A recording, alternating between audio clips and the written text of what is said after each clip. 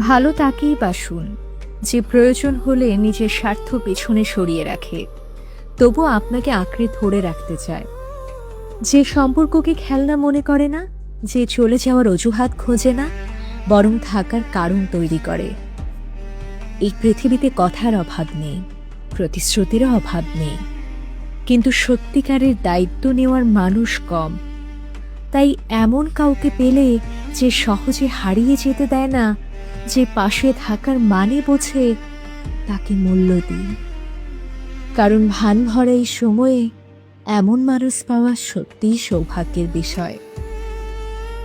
অর্ধেক জীবন পার করে বুঝলাম আমি কখনো মানুষ চিনতে পারিনি। যাদের জন্য হৃদয় উজাড় করে দিলাম, তারা নিখুঁতভাবে বুঝিয়ে দিল তাদের কেউ নই আমি, শুধুমাত্র তাদের প্রয়োজনের একটি অধ্যায়।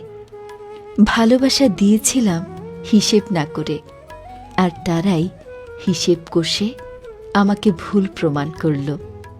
মাঝে মাঝে কাঁদা উচিত, অন্য কারো জন্য নয়, নিজের জন্য, নিজের ভুলের জন্য, নিজের অতিরিক্ত আবেগের জন্য, আর মানুষ চিনতে না পারার সেই বোকামির জন্য।